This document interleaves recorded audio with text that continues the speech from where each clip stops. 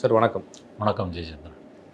சவுக்கு சங்கர் இன்னைக்கு கோவையில் மருத்துவமனைக்கு அழைத்து வரப்பட்டிருக்கிறாரு. அப்படி கூப்பிட்டு வரும்போது அவர் கேமராவை பார்த்து பேசும்போது என்ன சொல்கிறாருன்னா, அவருடைய கையை அந்த கோவை மாவட்ட சிறை கண்காணிப்பாளர் தான் உடைச்சதாகவும், கோவை சிறையிலேயே அவருக்கு சமாதி அப்படின்னு சொன்னதாகவும் சொல்கிறாரு. சார் இதை எப்படி பார்க்குறீங்க? அதான் என் உயிருக்கு ஆபத்து அப்படின்னு சத்தம் போட்டுட்டு போகிறாரு.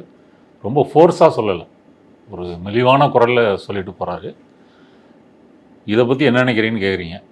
இதை பற்றி நம்ம என்ன நினைக்கிறோன்றதுக்குள்ள சவுக்கு வேற ஒருத்தர் இது மாதிரி சொல்லிட்டு போயிருந்தால் சவுக்கு என்ன சொல்லியிருப்பார் அப்படின்னு பார்த்தீங்கன்னா, இதெல்லாம் நம்பாதீங்க, இதெல்லாம் கதை அப்படி தான் அவர் சொல்லுவார்.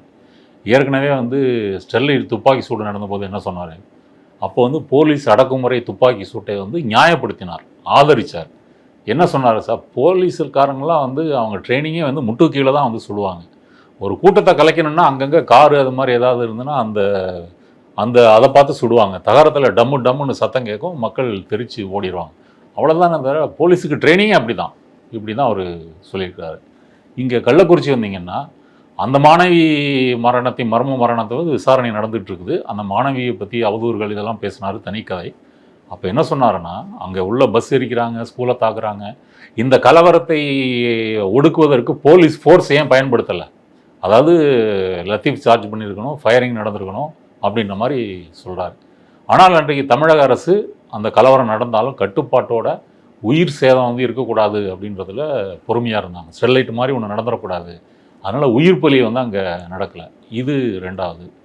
மூணாவது, சாவித்திரி கண்ணன் ஒரு முறை கைது செய்ய போது சவுக்கு என்ன சொன்னாருன்னா, இதை ஒட்டி கருத்து சுதந்திரத்துக்கு ஆபத்துன்னு நிறைய பேர் வருவாங்க, பாத்திரத்தை தூக்கிட்டு எல்லாரையும் போட்டு 2 மிதிங்க அப்படின்னு சொல்லியிருக்கார். இப்போ சவுக்கு இப்படி சத்தம் போட்டுட்டு போகிறார் இல்லையா, இது அவருடைய கூற்றுப்படியே அப்படி நடப்பதற்கு வாய்ப்பு இல்லை. ஏன்னா அவர் இருக்கிறது ஜுடிஷியல் கஸ்டடி. அப்போ சிறையில் அவருக்கு ஏதாவது ஒன்று அப்படின்னு சொன்னால் நீதிமன்றத்திற்கு சிறை நிர்வாகம் பதில் சொல்ல கடமைப்பட்டிருக்கிறது. அப்போ இதில் இப்போ அவருடைய வழக்கறிஞர் கோபாலகிருஷ்ணன், வேலுமணியோட வழக்கறிஞர், ஏடிஎம்கே தான் இப்போ லீகல் எய்டு அவங்க தான் ஏற்பாடுகள் பார்த்துக்கிறாங்க. அப்போ அந்த கோபாலகிருஷ்ணன் முதல்ல சொல்லும்போது இந்த மாதிரி ஆக்சிடெண்ட் ஆச்சு, அவர் போனாங்க, என்னெல்லாம் எழுதிக்கிட்டாங்க. உள்ளே போன பிறகு தான் அங்கே வலதுகையில் அது ஹேர்லைன் கிராக்காக இருந்தாலும் அது ஃப்ராக்சர் தான் அப்படின்னு சொல்லிட்டு அவருக்கு பெயின் கில்லர் நிறைய கொடுக்குறாங்க, பெயின் கில்லர்லாம் நிறைய கொடுத்தா கிட்னி ஃபெயிலியர் ஆகிரும் அப்படின்னு சொல்கிறார். அவர் யார்? வழக்கறிஞர் ஒரு டாக்டர் மாதிரி பேச முடியுமா? ஒரு டாக்டரில் அதை சொல்லணும். அப்போ சிறையில் நீங்கள் ஏதாவது ஒரு மெடிசன் கொடுக்கணுன்னா கூட ஒரு வார்டனும் எல்லாம் கொடுக்க போகிறதில்ல. சிறை ஹாஸ்பிட்டலுக்கு கொண்டு போய் அங்கே டாக்டர் செக் பண்ணிவிட்டு என்னவோ அதற்குரிய மெடிசன் கொடுப்பார். அதனால் இதை நான் உண்மை என்று நான் நம்ப. அவர் கை கட்டு போட்டிருக்கேன் சார். இல்லை, கட்டு போட்டிருக்கு. அதாங்க, இது எப்படி விபத்து நடந்துச்சு, விபத்து நடந்த போது அவருக்கு உள்ள கையில் அடிபட்டு இருந்திருக்கலாம், அப்போ வலி இல்லாமல் இருந்திருக்கலாம். ஹேர்லைன் கிராக்குன்றது என்னென்னா, உங்களுக்கு எலும்பு முறிவு ஃப்ராக்சர் ஆன மாதிரியான ஒரு பெயின் கொடுக்காது. ஏற்கனவே அதில் அவர் பிளேட்டு போட்டிருக்கிறதாகவும் சொல்கிறாங்க. அப்படி இருக்கும்போது பின்னாடி கூட அது வலிச்சிருக்கலாம். மற்றபடி அந்த வழக்கறிஞருடைய ஸ்டேட்மெண்ட்லேயே பார்த்தீங்கன்னா, அவரை கண்ணை கட்டி 10 பேர் சுற்றி நின்று அந்த பிளாஸ்டிக்கு தடியில் துணியை சுற்றி கொண்டு அடித்தார்கள் அப்படின்னு சொல்கிறார். முதல்ல கண்ணை கட்டினா இந்த டீட்டெயில்ஸ்லாம் தெரியுமா? எதில் அடித்தாங்க, எத்தனை பேர் அடித்தாங்க, இந்த டீட்டெயில்ஸ்லாம் தெரியுமா? அப்போ இதெல்லாம் நான் சவுக்கினுடைய கதையாகத்தான் பார்க்குறேன். ரெண்டாவது, இந்த பிரச்சனையின் மையத்தை இதை திசை திருப்புவது. அவர் முன்னாடி அந்த நீதிமன்ற அவமதி வழக்கில் உள்ளே போனார் இல்லையா, நீதிபதிகள் ஓஏ பெண்களை அந்த அவதூறு பேசினார், அதுக்காக தான் உள்ளே போனார். அப்போ அவர் மேலே ஒரு சிம்பதி இருந்தது, நிறைய பேர் கண்டிச்சாங்க, பத்திரிகை அமைப்புகளும் சரி பத்திரிகையாளர்களும் கண்டனம் தெரிவித்தாங்க. இப்போ அப்படிப்பட்ட ஆதரவு எழலை. அப்படி ஒரு சிம்பதி உருவாக்கணும் என்பதற்காக சவுக்கு ஆரம்பத்திலேருந்தே இதை சொல்கிறாரு என்பதுதான் என்னுடைய கருத்து. குண்டாஸ் போட்டிருக்காங்க அவர் மேலே. இப்போ அவர் தொடக்கத்தில் அந்த காவல்துறையில் இருக்கக்கூடிய பெண் அதிகாரிகள் குறித்து தவறாக பேசினப்போ ஒரு வழக்கு பதிவு செய்யப்படுது.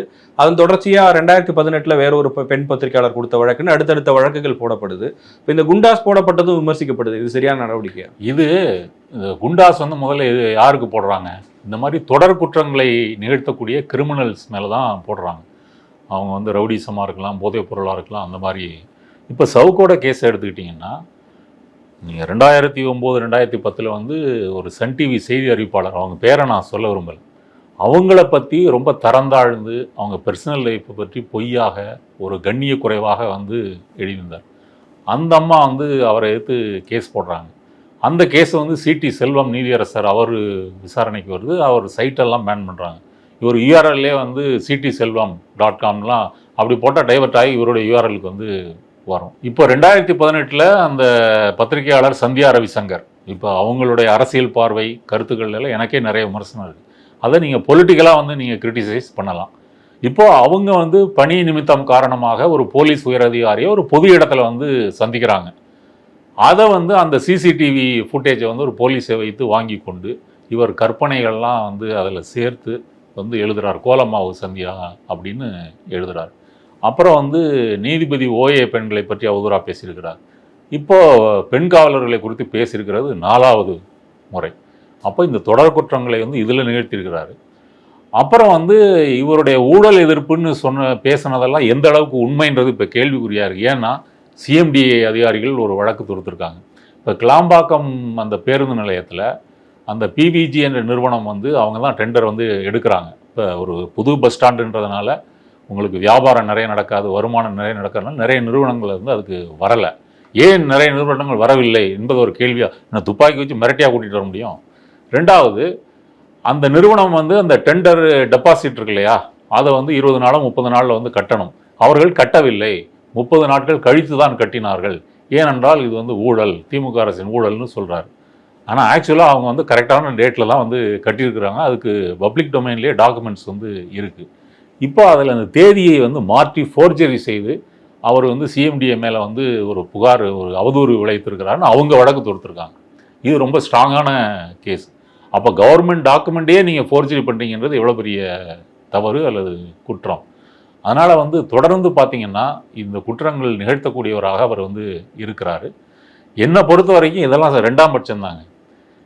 இப்போ அந்த வாய்ஸ் ஆஃப் சவுக்கு சங்கர் அந்த இவருடைய சீடராக இருந்த பிரதீப் வந்து 7 மாதம் முன்னாடி அந்த பையனை வந்து இவர் விளக்கிறாரு. ஏன் விளக்குறாருன்னா, இவர் வந்து கட்ட பஞ்சாயத்து பண்ணுறான், ரவுடிசம் பண்ணுறான் அப்படின்னு சொல்லி அந்த பையனை நான் நீக்கிட்டேன் அப்படின்னு சொல்கிறார். இப்போ அந்த பிரதீப் வந்து பல சேனல்களில் பேட்டி கொடுத்துருக்கிறார். அப்போ அவர் வந்து நிறைய விஷயங்கள் அவருக்கு தெரியும். ஆனால் அவர் பொதுவெளியில் தெரிவித்தது கொஞ்சம்தான். அதில் என்ன சொல்கிறாருன்னா, மணல் ராமச்சந்திரன், மணல் கரிகாலன் இவங்கெல்லாம் வந்து ஒரு மணல் தொழிலில் வந்து செய்யக்கூடியவங்க. அதில் ஊழல் முறைகேடுன்னு சவுக்கு நிறைய முறை பேசியிருக்கிறார். அவங்க 2 பேரும் பர்சனலாக இவங்க ஆஃபீஸுக்கு வந்து இவரை பார்த்தாங்க. பார்த்த பிறகு அண்ணன் அவங்கள பேசுகிறதெல்லாம் வந்து கொஞ்சம் குறைச்சிக்கிட்டாரு. அப்போ இதெல்லாம் என்ன? அப்புறம் வந்து இவர் நம்ம திருச்சி சூர்யா அவர் ஒரு சேனலில் பேட்டி கொடுக்கும்போது இவர் எல்லா கட்சியிலையும் இவருக்கு வந்து தொடர்பு உண்டு. திருச்சியில் வந்து நேருவுக்கும் அன்பில் மகேஷ் அவங்களுக்கும் வந்து ஒரு பனிப்போர் நடக்குது. அப்போ அன்பில் மகேஷ் வந்து ஒரு பெண் காவல்துறை அதிகாரி போட்டார், அது நேருக்கு பிடிக்கலை. அப்போது வந்து நேரு சார்பாக வந்து இவர் பேசுகிறாரு அப்படின்ற மாதிரி அவர் சொல்கிறார். அப்போது இந்த சிஸ்டம் அப்படின்றது வந்து அரசியல்வாதிகள், அதிகாரிகள், ஐஏஎஸ், ஐபிஎஸ், கார்ப்பரேட்டு, முதலாளிகள், கனிம வளம்னு பல இது வந்து இருக்குதுங்க. அப்போ இதில் போட்டி பொறாமை வந்து இதில் இருக்கும். அதில் ஒரு பார்ட்டிக்கு ஃபேவராக இன்னொரு பார்ட்டியை வந்து டிஃபேம் பண்ணுறது அப்படின்ற முறையில் அவர் செயல்பட்டுருக்கிறாருன்னு இவங்க சொன்ன விவரங்களில் வந்து தெரிய வருது. அப்போ நீங்கள் வந்து ஜேர்னலிஸ்டாகவும் இல்லை, அல்லது வந்து நீங்கள் இப்போ பிரசாந்த் கிஷோர் மாதிரி வந்து ஒரு ஐபேக் மாதிரி ஒரு தேர்தல் வியூகம் அமைக்கக்கூடிய நிறுவனமாகவும் இல்லை. நான் பிரசாந்த் கிஷோர் வந்து பேட்டியாக கொடுக்குறாரு. அவர் வந்து பொதுவான இதுக்கு சொல்வாரே தவிர இந்த மாதிரி குறிப்பான விஷயங்கள், இந்த அதிகாரி கெட்டவர், இந்த அதிகாரி நல்லவர், இவர் தான் வரணும், இல்லை இவர் முதலமைச்சர் தனி பிஏ அவர் கையில் தான் இன்றைக்கி தமிழ்நாடே இருக்குது, அவரை உதயச்சந்திரன்லாம் என்ன பேசியிருக்கிறாரு, அவர் தான் தமிழ்நாட்டை ஆளுகிறாரு, ஸ்டாலின் வந்து வேஸ்ட்டு, ஸ்டாலின் கொடைக்கானலுக்காக உல்லாச பயணம் போகும்போது சாதாரண போலீஸ்காரங்களாம் வெயிலில் நிற்கிறாங்க, உல்லாச பயணம்னு சொல்கிறார். அப்போ இந்த சிஸ்டத்தினுடைய இப்படி செயல்படுதுன்னு சொன்னால் அதுக்கு சிலருக்கு ஃபேவராக வந்து அவர் செயல்படுறார். இப்படி அவர் செயல்பட்டது வெறுமனே செயல்படலை, அதுக்கு ஒரு ப்ரைஸ் இருக்குது. அந்த ப்ரைஸ் என்ன என்பதை பற்றி இன்றைக்கி சமூக ஊடகங்களில் வந்து அவர் பேர் என்ன, கிரைம் செல்வராஜ், அப்புறம் தமிழா பாண்டியன், நக்கீரன் பிரகாஷ், இவங்கெல்லாம் வந்து எந்த இடத்துல எவ்வளோ பிளாட்டு என்ன மதிப்பு அப்படின்ற முறையில் வந்து சொல்கிறாங்க. அதெல்லாம் நீங்கள் சேர்த்து பார்த்தீங்கன்னா 100 கோடியை வந்து தாண்டுது. இது எவ்வளோ பெரிய ஸ்கேண்டலு. அப்போ இந்த சிஸ்டத்தினுடைய கரெக்டாக இருக்கிற இந்த சிஸ்டத்தை பயன்படுத்தி கொண்டு ஒரு கருத்துருவாக்கம் செய்து தன்னுடைய நிதி நிலைமைகளை வந்து அவர் அபாரமாக வந்து பிரிக்கிருக்கிறாரு. அந்த பிரதீப் அந்த பையன் சொல்கிறாப்புல, ஏற்கனவே அவர்கிட்ட 2 கார் இருக்குது, இப்போ 3ஆவதாக ஒரு BMW வாங்கியிருக்கிறாரு, என்ன விலைப்பா அப்படின்னு அவர் கேட்குறாரு. 60 லட்ச ரூபா அப்படின்னு சொல்கிறாரு. இப்போ 3 காரு, ஆஃபீஸு, இப்படி கோடிக்கணக்கில் வந்து சொத்துக்கள், இதெல்லாம் எப்படி வந்ததுன்னு நான் கேட்குறேன். அப்போ நீங்கள் நேர்மையாக நீங்கள் யூடியூப்பில் வந்து இன்டர்வியூ கொடுத்தா ஒரு 2000 3000 ரூபா வந்து கொடுப்பாங்க சேனல்ஸு. இதை வைத்துக்கொண்டு இவ்வளோ சொத்துக்களை வாங்கியிருக்க முடியுமா? ஒரு மீடியா கம்பெனியை நடத்த முடியுமா? அதுக்கு இவ்வளோ பேர் ஸ்டாஃப் போட்டு எல்லாம் வேலை எங்கேருந்து அது மாதிரியான ஃபண்டிங்லாம் வந்திருக்குன்னு உங்களுக்கு சந்தேகங்கள்? அது இப்போ அவர் சொன்னபடி பார்த்தா மணல் ராமச்சந்திரன் மணல் கரிகாலனை பார்த்துருக்கிறாரு, சில அதிகாரிகளை பார்ப்பாரு, இந்த மாதிரி கார்ப்பரேட் கம்பெனிகளை பார்ப்பாரு. இப்போ ஜி ஸ்கொயரை பற்றி பேசுகிறாரு. ஆனால் ரியல் எஸ்டேட்டில் தொழிலில் பல கம்பெனிகள் இருக்குது. அந்த கம்பெனிகளில் தவறு குற்றங்கள் முறைகேடுகள் நடந்தால் அதை பற்றி அவர் பேசுகிறதில்ல. அதில் வந்து சைலண்ட்டாக இருக்கிறாரு. அப்போ அதெல்லாம் ஒரு யூகத்தின் அடிப்படையில் பார்த்தா இதன் வழியாக தான் அவருக்கு வந்து பணம் வந்திருக்கணும். ரெண்டாவது, அவர் வேலுமணிக்கு நறுக்கமாக வந்து ஒரு மீன் டைம் வந்து ஆறாரு. அதன் மூலம் வந்து எடப்பாடிக்கு போகிறாரு. எடப்பாடி வந்து தமிழகத்தில் வந்து எப்படி தலைவரானார் அப்படின்னு சொன்னால் அவருடைய சொந்த தகுதி தன்மை ஆளுமையினால் அவர் ஆகலை. சசிகலாவால் அவர் முதலமைச்சராக்கப்பட்டார். அப்புறம் வந்து பிஜேபி வந்து இவரையும் ஓபிஎஸ்ஐ சேர்ந்து நீங்கள் வந்து தமிழகத்தை ஆளுங்கன்னு சொல்லுது. அவர் கொஞ்ச நாள் ஆண்டுட்டு இந்த தனிக்காட்டு ராஜாவாக வந்து வராரு. அவர் மக்களை சந்தித்து தொண்டர்களின் மூலமாக தலைவராகவோ முதல்வராகவோ ஆகவில்லை. அப்போ அவருக்கு இந்த மாதிரி தன்னை வந்து ஒரு தலைவர் கட்சியை வந்து கொண்டு போகிறதுக்கு இந்த மாதிரி சதி வேலைகள்லாம் செய்யக்கூடிய ஒரு ஆள் இருந்தால் நல்லாயிருக்கும் அப்படின்ற முறையில் இப்போ சவுக்கு வந்து எடப்பாடிக்காக வேலை செய்கிறாருன்றது ஊரறிந்த உண்மை. இந்த எலெக்ஷன் சமயத்திலே பார்த்தீங்கன்னா அவர் எடப்பாடி மகத்தான ஆளுமை, அவருக்கு ஓட்டு போடுங்க, எடப்பாடிக்காக ஓபிஎஸ்ஐ வந்து எவ்வளவு தரக்குறைவாக பேசுவதோ அப்படி பேசுறது. ஆனால் இவர் 2021 முன்னாடி வரைக்கும் திமுகவை ஆதரித்து பேசிட்டு இருந்தார். அப்போ கூட வந்து பாருங்க எடப்பாடியா அவன் இவன் என்று ஒருமையெல்லாம் வந்து அவர் பேசியிருக்கிறாரு, எழுதியிருக்கிறாரு. அப்போ அதை விட இங்கே வந்து அவருடைய டீல் வந்து பெருசாக இருந்திருக்கலாம். ஏன்னா அந்த 21க்கு முன்னாடி இருந்த சங்கரை விட அதற்கு பின்னாடி வந்து சங்கர் வந்து வேகமாக வளர்றாரு. அவர் முன்னாடி ட்விட்டர் ஃபேஸ்புக்கில் மட்டும்தான் எழுதிட்டு இருந்தார்.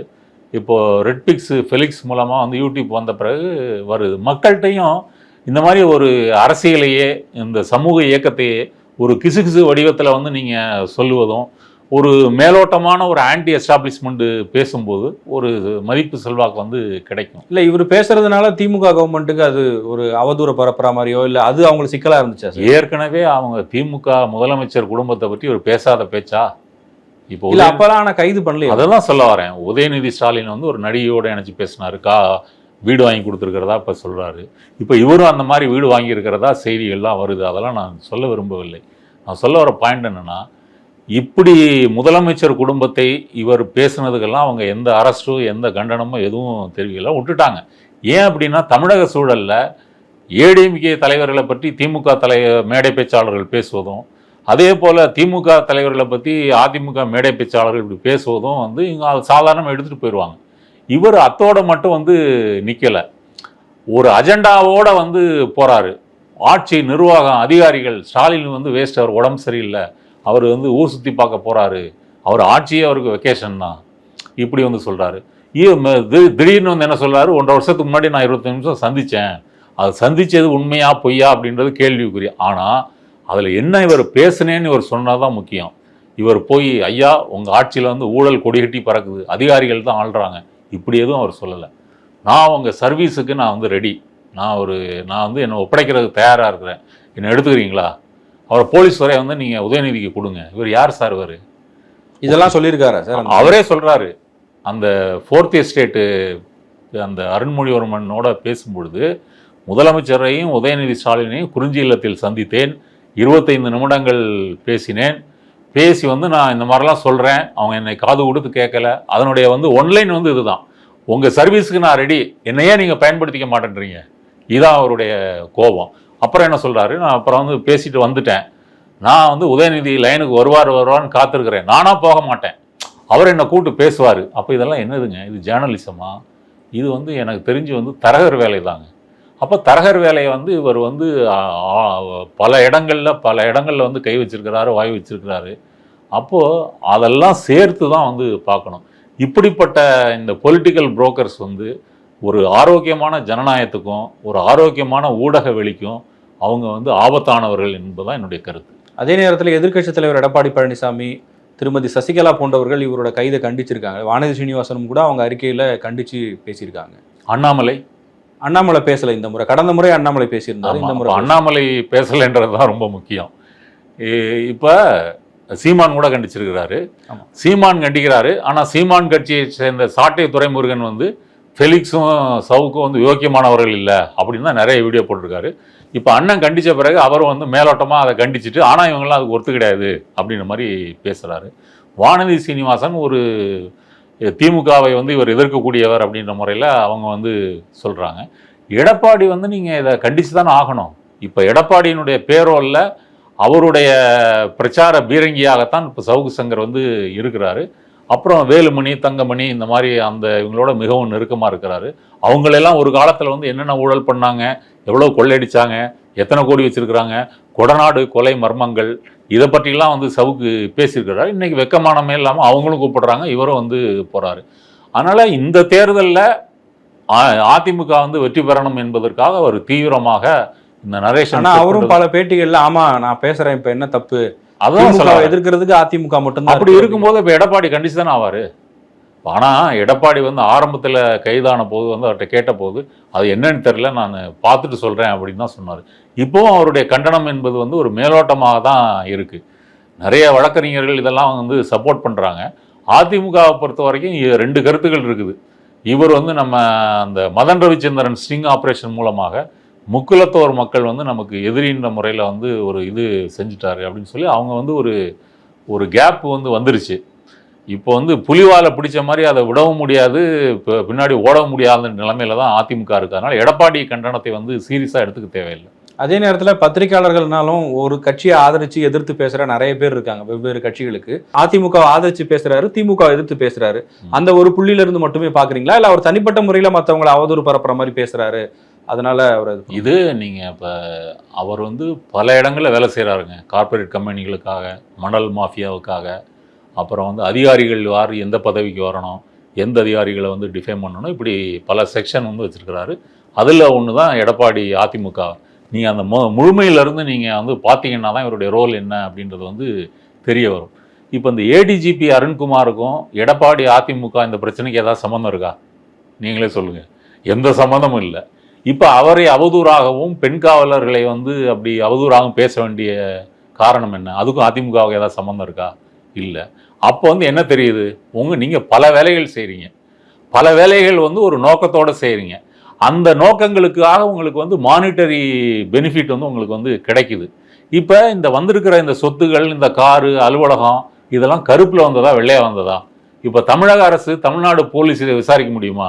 இதை விசாரிக்கிறதா இருந்தால் இன்கம் டேக்ஸு, இடி இவங்க தான் வந்து விசாரிக்க வரணும். இப்போ ஒன்றிய அரசு இந்த ஏஜென்சிஸ் அனுப்பி இதை வந்து கண்டுபிடிக்கலாம்ல, ஆனால் அவங்க வரமாட்டாங்க. இப்போ வானதி கண்டிச்சிருக்கிறாங்கன்றதே நீங்கள் வந்து அதில் வந்து புரிஞ்சுக்கலாம். அதனால் இவரை வந்து இதில் மட்டும் அப்படி எளிமைப்படுத்தி பார்க்க வேணான்றது தான் என்னுடைய கருத்து. ஒட்டுமொத்தமாக இந்த கரப்டான சிஸ்டத்தை யூஸ் பண்ணிக்கிட்டு ஒரு ஈஸி மணி வந்து பார்க்குறது, ஒரு புகழ், ஒரு அதிகார போதை, அந்த திமிரு அலட்சியத்தில் தான் அவர் வந்து பேசுகிறாரு. இப்போ இன்றைக்கி எக்மோர் நீதிபதிட்ட இனிமேல் நான் அப்படி பேச மாட்டேன் ஐயா, இந்த மாதிரி வந்து யாரையும் வந்து நான் எதாவது பேச மாட்டேன். இப்போ இந்த பணிவு எப்போ வந்துச்சு? உங்களை அரெஸ்ட் பண்ணி நீங்கள் பிடிச்சிட்டு போய் சிறையில் வச்ச பிறகு தானே வந்துச்சு. முன்னாடி உங்களுக்கு தெரியலையா? அப்போ பேட்டி எடுக்கும்போது ஃபெலிக்ஸுக்கு தெரியலையா? இப்போ நான் பேசுகிறேன், நீங்கள் நெறியாளராக கேட்குறீங்க, நான் ஒரு ஆதாரம் இல்லாமல் வந்து ஏதாவது கண்டதும் பேசுகிறேன்னு வச்சுங்களேன், அப்போ நீங்கள் கேட்க வேண்டியது உங்களுடைய கடமை. என்ன சார் பேசுகிறீங்க, இதெல்லாம் அப்படி பேசக்கூடாது, அதுக்கு ஆதாரம் கொடுங்க, இந்த மாதிரி அவதூறு பேசாதீங்க, அப்படி நீங்கள் வந்து தலையிடணும். இப்போ இவங்க 2 பேரும் ஒரே அஜெண்டாவுக்கு வேலை செய்கிறாங்கன்ற முறையில் அப்படி போயிட்டாங்க. இதுதான் இந்த பிரச்சனையை இப்படி பார்க்கணுன்றதான் என்னுடைய கருத்து. சார், அதே நேரத்தில் இப்போ இந்த பிரச்சனையில் அண்ணாமலை கருத்து சொல்லலை. இப்போ சீமான் பேசும்போது இந்த கஞ்சா விஷயத்தெல்லாம் அவர் குறிப்பிட்டு பேசுகிறாரு. அங்கே இப்போ கஞ்சாவையோ அல்லது போதைப் பொருளையோ எதிர்த்து பேசக்கூடிய ஒருத்தர் அவர் வீட்டில் எப்படி கஞ்சா வச்சிருப்பாரு அப்படிங்கிறத கேட்குறாங்க. சிலர் சவுக்கு சங்கருக்கு ஆதரவாக பேசக்கூடியவர்கள் கூட, அதாவது அவர் கைது பண்ணியிருக்க கூடாது, அவர் பேசுனது தப்பு தான், ஆனால் கைது பண்ணியிருக்க கூடாதுன்னு பேசுகிறவங்க கூட கஞ்சா வழக்கு போடுறது அப்படிங்கிறது நம்பக்கூடிய வகையில் இல்லை அப்படிங்கிற மாதிரி பேசுகிறாங்க. ஆனால் இப்போ வந்து தேனி போலீஸ் வந்து அவர் வீட்லேயும் அலுவலகத்துலையும் சோதனை செஞ்சதில் அந்த கஞ்சா லோடட் சிகரெட்ஸு, அதனுடைய பேப்பர்ஸ், அந்த உபகரணங்கள் என்ன நமக்கு தெரியல டெக்னிக்கலாக, அதெல்லாம் வந்து சீஸ் பண்ணியிருக்கிறதா சொல்கிறாங்க. இப்போ சவுக்கு ஆஃபீஸில் வந்து கஞ்சா வந்து சப்ளை ஆகுதுன்னு சொல்லி மதன் ரவிச்சந்திரன் வந்து சில வீடியோ கிளிப்ஸ் எல்லாம் வந்து காமிச்சிருந்தாப்புல. அது எப்படி 2-3 மாதம் இருக்கும்னு நினைக்கிறேன். அப்போவே போலீஸ் போய் என்னென்ன அதை சர்ச் பண்ணியிருக்கணும்.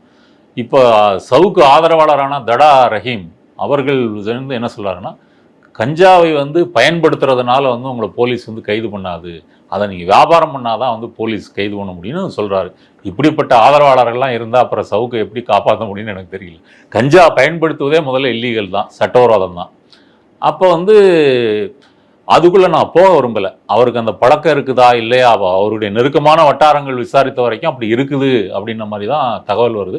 நான் என்ன சொல்ல வரேன், அது வந்து நீதிமன்ற விசாரணையில் இருக்குது, போலீஸ் விசாரிக்குது, அது என்னன்னு வந்து வரட்டும். மற்றபடி இதில் குறைந்தபட்சம் ஒரு முகாந்திரம் இல்லாமல் முற்றிலும் ஒரு செட்டப்பான ஒரு வழக்காக இருக்கும் அப்படின்னு எனக்கு தோணலை. இப்படி பேசுறவங்களை கைது பண்ணோம் அப்படின்னா சிறையில் இடமே இருக்காது.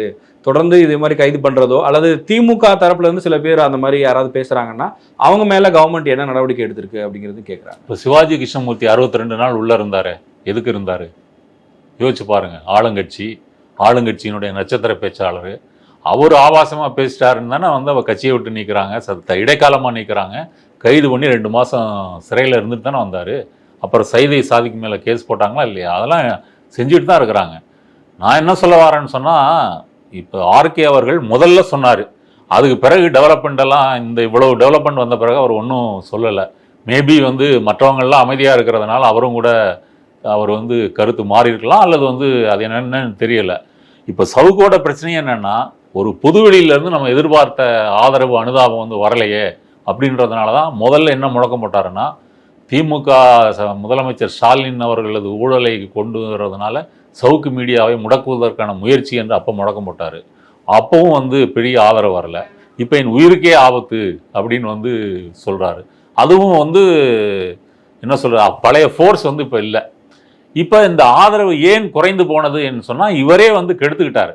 இவர் ஆரம்பத்தில் இவர் வந்து மக்கள் நம்பினாங்க, ஊழலை பேசுகிறா இது பண்ணுறாரு. அப்போ அது உண்மையாக இருக்கணும்ல. நீங்கள் சிலரை பேசுகிறீங்க, பேசிட்டு திடீர்னு ஆஃப் ஆயிடுறீங்க, புது கேரக்டரை கொண்டு வரீங்க, என்ன நடக்குதுன்னே வந்து தெரியலை. அப்புறம் வந்து நீங்கள் கள்ளக்குறிச்சி, ஸ்டெர்லைட்டு, இந்த சேலம் ஆத்தூர் விவசாயிகள் அதை எடுத்துங்க.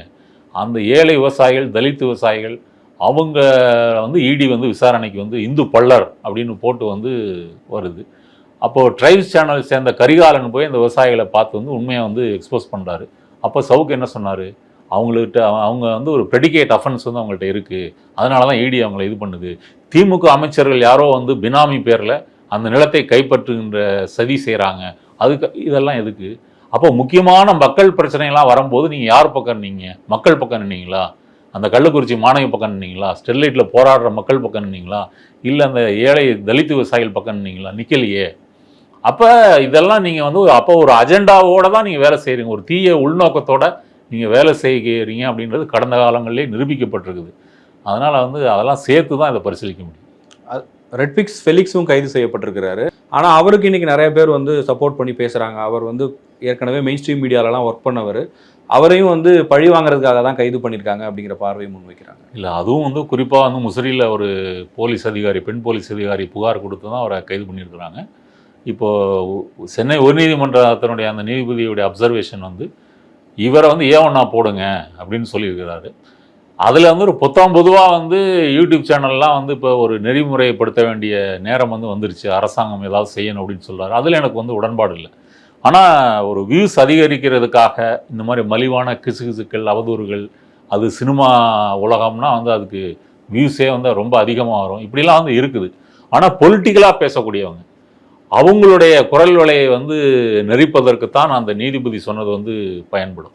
இப்போ ஃபெலிக்ஸை பொறுத்த வரைக்கும் அவர் ஒரு நெறியாளராக பேட்டி எடுக்கிற ஒரு ஜேர்னலிஸ்டாக அவர் வந்து நடந்துக்கலை. அவர் வந்து கேள்விகளும் கேட்கல, சொல்லக்கூடிய பதில்களை வந்து உறுதிப்படுத்தி இடைமறித்து அது சரிதானா, இப்படி பொதுவெளியில் இப்படிலாம் பேசலாமா, ராமத்தோழர்னு சொல்லி அதை என்டார்ஸ் பண்ணுறாரு. அப்போ வந்து அவரும் இதில் விசாரிக்கப்படணுன்றது வந்து சரிதான். சவுக்கு மேலே என்ன கேஸ் போட்டிருக்காங்களோ அதே 5 செக்ஷனும் இவர் மேலேயும் போட்டிருக்கிறாங்க. இவர் வந்து A2 வந்து போட்டிருக்கிறாங்க. இது இப்போ கருத்து சுதந்திரம்னா என்ன சொல்கிறாங்க, இப்போ மோடி அவர்கள் பிரதமராக பிஜேபி 10 ஆண்டு காலம் ஆட்சியில் பார்த்தீங்கன்னா இந்தியா முழுவதும் நம்ம ப்ரெஸ் ஃப்ரீடம் இண்டெக்ஸ் எடுத்துக்கிட்டிங்கன்னா 180 நாடுகளில் நம்ம 159வது இடத்துல இருக்கிறோம். அப்போ நமக்கு முன்னாடி அவ்வளோ நாடு, உங்கள் நம்பர் அதிகரிக்க உங்கள் நாட்டில் வந்து பத்திரிகை சுதந்திரம் இல்லைன்னு வந்து அர்த்தம். ஒரு 3 நாட்களுக்கு முன்னாடி பூனேவை சேர்ந்த தபோல்கர் அவர் வந்து 11 ஆண்டுகளுக்கு முன்னாடி வந்து சனாதன் சன்சான்னு ஒரு சங்க பரிவார அமைப்பால் வந்து சுட்டு கொல்லப்படுகிறார். ஏன் சுட்டு கொல்லப்படுறாரு? அவர் மூட நம்பிக்கையை எதிர்த்து சிவாஜியை வந்து எப்படி பிராமணர்கள் ஒரு சத்திரியனா ஏற்றுக்கலை, இதை பற்றிலாம் வரலாறு எழுதியிருக்கிறாரு. மக்கள்கிட்ட வந்து இந்த சடங்கு என்ற பேரில் வந்து எப்படிலாம் வந்து அவன் மக்கள் ஏமாறுறாங்க, ஒரு பகுத்தறிவு நோக்கில் வந்து ஒரு புத்தகங்கள் வந்து எழுதுகிறார். அவரை சுட்டு கொள்கிறாங்க. அப்புறம் பெங்களூரில் கௌரி லங்கேஷ், அவங்க வந்து ஒரு எழுத்தாளர், பத்திரிகையாளர். அவங்களும் வந்து சங்க பரிவாரத்தை எதிர்த்து எழுதினார்ன்றதுக்காக வீட்டில் வந்து வாசலில் துப்பாக்கினால், கைத்துப்பாக்கினால் சுட்டு கொல்லப்படுறாங்க. இன்றைக்கி வந்து தபோல்கர் கேஸில் வந்து 2 பேருக்கு ஆயுள் தண்டனை, 3 பேர் வந்து விடுதலை பண்ணியிருக்கிறாங்க. கௌரி லங்கேஷ் கேஸ் எல்லாம் நடந்துக்கிட்டு இருக்குது. இது இல்லாமல் சமூக செயற்பாட்டாளர்கள் ஒரு 10-12 பேர். அதில் நம்ம தமிழகத்தைச் சேர்ந்த ஸ்டான் கே சுவாமி, 80 வயது பெரியவர், ஒரு ஜெசூட் பாதிரியாக இருந்தவர். அவர் வந்து ஜார்க்கண்டில் வந்து வேலை செய்கிறாரு. அவர் வந்து இவங்க கஸ்டடியில் இருக்கும்போது தானே இறந்து போனார். அவர் குடிக்கிறதுக்கு ஒரு ஸ்டா கேட்குறாரு, அது கூட கொடுக்க மாட்டேன்றாங்க. அப்போ நான் என்ன சொல்ல வரேன், மோடி பாஜக ஆட்சியில் பத்திரிகை சுதந்திரம் வந்து எப்படி இங்கே குரல் வலை வந்து நெரிக்கப்பட்டிருக்குது. மோடி அவர்கள் மீடியாவை 10 ஆண்டுகளாக ப்ரெஸ் மீட் வந்து நடத்தவே இல்லை. அவருக்கு ஆதரவான பத்திரிகையாளர்கள் அவங்க வந்து நோகாமல் வந்து இடைமறிக்காமல் வந்து கேள்விகள் மட்டும் கேட்பாங்க. அது ஒரு தயாரிக்கப்பட்ட ஒரு இன்டர்வியூவாக தான் இருக்குது. அமெரிக்கா ஒரு முறை போகும்போது ஒரு நிருபர் கேட்டவுடனே ஓ மை காட் அப்படின்னு தெரிச்சு ஓடிட்டார். அப்போ உண்மையான பத்திரிகை சுதந்திரத்தை பற்றி தான் நம்ம வந்து கவலைப்படணும். சவுக்கு சங்கரோ ஃபெலிக்ஸோ அந்த ஜேர்னலிசம் எத்திக்ஸ்குள்ளே வரமாட்டாங்க. சமூக வலைதளங்களில் எழுதுறவங்களை திமுக அரசு கைது பண்ணுதுங்கிற விமர்சனத்தை வைக்கிறாங்க. ஜேர்னலிஸ்ட் அப்படிங்கிறது வேற. இப்போ சமூக வலைதளங்களில் ஏதாவது ஒன்று பேசிகிட்டே இருப்பாங்க. நிறைய நேரங்களில் அது ரொம்ப தவறாக இருக்கும், இல்லை அவதூறாக இருக்கும். அப்படி எல்லாரையும் கைது பண்ணிக்கிட்டே இருந்தால் சிறையே பத்தாது. உச்சநீதிமன்றத்தில் ஒரு தீர்ப்பையும் நிறைய பேர் மேற்கோள் காட்டி பேசுகிறாங்க. ஒருத்தர் பேசுவதோ எழுதுவதோ நேரடியாக ஒரு கலவரத்தை தூண்டுது, இல்லை ஒரு அமைதியை கெடுக்காத வரைக்கும், கைதுங்கிற வரைக்கும் போக வேணாம், ஒரு டிஃபமேஷன் சூட்டோட நிறுத்தலாம் அப்படிங்கிற மாதிரி சொல்கிறாங்க. அதில் நீங்கள் உடன்படுறீங்களா? அதாவதுங்க, இப்போ தமிழ்நாட்டில் நிறைய பேர் இப்படி கைது செய்யப்படுறாங்கன்னு நான் நினைக்கல. இப்போ நீங்கள் உதாரணத்துக்கு வந்து மாரிதாஸ் எடுத்துக்கங்க, சாட்டை துரைமுருகன் எடுத்துக்கங்க. அவங்க 2 பேருமே கைது செய்யப்பட்டிருக்காங்க, அப்புறம் வெளியே வந்துட்டாங்க. ஆனால் இப்போ அவங்க வந்து திமுகவை எதிர்த்து ஊழல் அது இதுன்னு சொல்லி நிறைய வீடியோக்கள் போட்டுக்கிட்டு தான் இருக்காங்க. தொடர்ந்து திமுக எதிர்ப்பில் உறுதியாக இருக்கிறாங்க. அதில் வந்து அவங்க சவுக்கு மாதிரி இடத்த மாற்றலை. ஒரு ஸ்டாண்டில் வந்து ஒரு கொள்கையின் பின்னாடி வந்து இருக்கிறாங்க. இது போன்ற பலர் வந்து எழுதுகிறாங்க. இப்போ அண்ணாமலை பேசாத பேச்சா? அவர் வெளியிட்ட அந்த பிடிஆர் ஆடியோவை நான் தான் கொடுத்தேன்னு சவுக்கு சொல்கிறாரு. திமுகவினுடைய அமைச்சர்கள் அவங்களுடைய தேர்தல் பிரமாண பத்திரங்களில் சொன்ன சொத்துக்களையே ஒரு டிஎம்கே ஃபைல்ஸ்ன்னு சொல்லி அவர் வெளியிட்டிருக்கிறார். அவர் வந்து பேசுகிறாரு. பாஜக ஆதரவாளர்கள் நிறைய பேர் பேசுகிறாங்க. அதே போல் ஏடிஎம்கே பேசுகிறாங்க. அந்த சுதந்திரம்லாம் இங்கெல்லாம் இருக்குது. ஆனால் நான் சொல்ல வர்றது, இப்போ இந்த ட்ரைப்ஸ்னு ஒரு சேனல், ரூட்ஸ் தமிழ்னு ஒரு சேனல், கரிகாலன் எனக்கு தெரிந்தவர் தான் அவர் நடத்திட்டு இருக்கிறார். அப்போ அவருக்கு வந்து மெய்தியிலேருந்து கூகுளுக்கு வந்து ஒரு நோட்டிஃபிகேஷன் போய் அவர் சேனலை பிளாக் பண்ணுங்க. அப்போ யூடியூப்லேருந்து வருது. எதுக்காக தடை பண்ணாங்க என்ன அப்படின்னு கூகுள்கிட்ட கேட்டால் அது கவர்மெண்ட்லேருந்து வந்து ஆர்டர்னால அவங்க சேனலை வந்து முடக்கியிருக்கிறோம். இப்போ இவர் சேனல்லையே முடக்கப்பட்டார். இதுக்காக யாரும் வந்து குரல் கொடுக்கல. இது வட இந்தியாவில் நிறைய நடக்குது. அந்த மெய்தியிலேருந்து புகார் கொடுத்து கூகுள் வந்து நிறைய சேனல்கள் வந்து முடக்கியிருக்கிறாங்க. அப்போ இவர் வந்து என்ன ஏதுன்னு மெய்திக்கு வந்து கடிதம் எழுதுகிறார். சரி டெல்லிக்கு வா. இப்போ நீங்கள் டெல்லிக்கு வந்து மொழி தெரியாத இடத்துல நீங்கள் ஒரு வழக்கறிஞரை வந்து ஏற்பாடு பண்ணிட்டு போனால் வழக்கறிஞரை கூட்டு வரக்கூடாது, நீங்கள் மட்டும் தான் வரணும். இல்லை அவர் தான் இங்கிலீஷ் பேசுவார், அவர் தான் சட்டம் தெரியும், சரி வாங்க. வந்தோடனே எல்லாம் ஆன்லைனில் வராங்க. ஆன்லைனில் வந்துட்டு அந்த வீடியோவில் நீங்கள் இப்படி பேசியிருக்கிறீங்க, உங்கள் வீடியோவில் வந்து இந்த மாதிரி வந்து ஒரு பிரிவினைவாதம் இருக்குது. அது ஆக்சுவலாக வந்து ஒரு பப்ளிக் மீட்டிங்கில் வந்து ஸ்பீக்கர்ஸ் வந்து பேசுகிறாங்க. அது ஒரு கான்டெக்ஸ்டோடு இருக்குது. இப்போ உதாரணத்துக்கு பாகிஸ்தானை பற்றி நம்ம இன்டர்வியூவில் ஒன்று பேசுகிறோம்னு வச்சுங்க. இப்போ உதாரணத்துக்கு காங்கிரஸ் கட்சியினுடைய ராகுல் காந்தி வந்து பிரதமமாக வர வேண்டும் என்று பாகிஸ்தான் விரும்புகிறதுன்னு மோடி அவர்கள் பேசுகிறாரு. இதை நான் சொல்கிறேன். மெய்தி வந்து அதை எப்படி இது பண்ணுறாங்கன்னா, இதில் பாகிஸ்தான் வந்திருக்கு, அதனால் நீங்கள் பாகிஸ்தானை ஆதரிக்கிறீங்க. அப்போ அந்த கூட போன வழக்கறிஞர் இதெல்லாம் மடக்கி வந்து பேசுகிறாரு. அவங்க வந்து பதில் சொல்ல முடியாமல் இருக்கிறாங்க. அப்புறம் சென்னை வந்து ஹைகோர்ட்டில் வந்து லாயர்ஸ்லாம் ஏற்பாடு பண்ணி போட்டு அப்புறம் தான் அந்த தடை வந்து மீறப்படுது. இதுதான் உண்மையான கருத்து சுதந்திரத்துக்குள்ள நிலைமை. இதை மீறித்தான் இங்கே, அதாவது நான் என்ன சொல்ல வரேன், இங்கே ஸ்டாலின், உதயநிதி ஸ்டாலின், துர்கா ஸ்டாலின், சபரீசன் இவர்களை பற்றி நீங்கள் என்ன வேணாலும் பேசலாம். ஆனால் அதே போல் நீங்கள் மோடி குறித்தோ, அமித்ஷா குறித்தோ, மோடியின் மனைவி குறித்தோ, அமித்ஷா குடும்பம் குறித்தோ, அமித்ஷாவினுடைய மகன் ஜெய்ஷா வந்து பிசிசிஐல செக்ரட்டரியாக இருக்கிற இவர் குறித்தோ இதெல்லாம் நீங்கள் பேசுனீங்கன்னா உங்கள் சுதந்திரத்துக்கும் உங்கள் இருப்புக்கும் உங்கள் வேலைக்கும் உத்தரவாதம் இல்லை. இதுதான் உண்மை. நம்ம வந்து ஒரு பெரிய பிரச்சனைகளை வந்து பார்க்கணும். இங்கே தமிழ்நாட்டில் அந்த சுதந்திரம் இருக்கிறதுனால தான் எல்லாரும் பேசுகிறாங்க. அப்போல்லாம் திமுக அரசு நடவடிக்கை இதே சவுக்கு சங்கரை உதயநிதி ஸ்டாலினையும் ஒரு நடிகையும் அவர் வந்து இணைத்து வந்து பேசும்போது ஏதாவது ஆக்ஷன் எடுத்தாங்களா? எடுக்கலையே. இது போலீஸ்ன்னு வரும்போது தான் இது ஒரு தற்செயலாக நடந்ததாக தான் நான் வந்து இதை பார்க்குறேன். அதே நேரத்தில் இந்த சூழலில் அண்ணாமலை பற்றி கேட்குறாங்க எல்லாருமே. அண்ணாமலை ஒரு மூத்த பத்திரிகையாளர் குறித்து ரொம்ப மோசமான ஒரு கருத்தை சொல்கிறாரு. அந்த மாதிரி அவர் சில விஷயங்கள் தொடர்ந்து பண்ணும்போது அவர் மேலே சில இடங்களில் புகார் வருது, வழக்கெல்லாம் பதிவு செய்யப்படுது. ஆனால் அண்ணாமலை ஏன் கைது செய்யலை? அப்போது தவறு அப்படின்னா அவரையும் கைது செய்ய வேண்டிய இடத்துல கைது செஞ்சுருக்கணுமே, அவரை ஏன் கைது பண்ணலன்னு கேட்குறாங்க. ஆமாம், அப்போ வந்து சம்மந்தப்பட்டவங்க புகார் கொடுக்கணும்ல. இப்போ இதில் வந்து பாதிக்கப்பட்ட பெண் போலீஸார் வந்து புகார் கொடுத்துருக்குறாங்க. அதில் புகார் கொடுத்துருக்குறாங்க தான் நீங்கள் சொல்கிற அந்த பத்திரிகையாளர் தான் புகார் கொடுத்துருக்கணும். ஆனால் அப்போ என்ன நடந்துச்சுன்னு கேட்டிங்கன்னா, சென்னை வள்ளுவர் கோட்டத்தில் எல்லா இந்து ராமு, நக்கீரன் கோபால் உள்ளிட்டு பெரிய பெரிய பத்திரிகையிலேருந்து எல்லாரும் வந்து வந்திருந்தாங்க.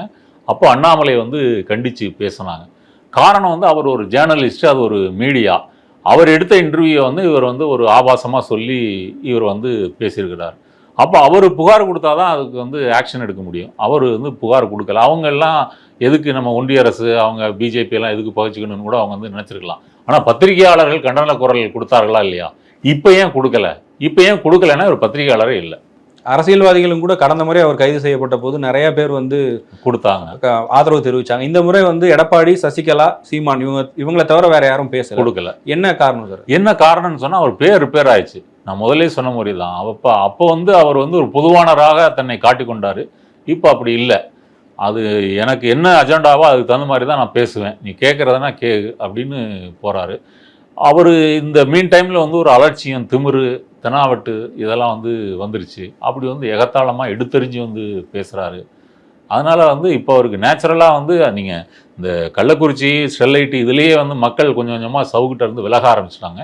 அந்த விலகல் வந்து இந்த பெண் காவலர்களை குறித்து அவர் அவதூறாக பேசும்போது வந்து அது முடிவுக்கு வந்துருச்சு. அதுதான் சவுக்கோட வந்து கிளைமாக்ஸ்ன்னு நினைக்கிறேன். நன்றி சார். நன்றி.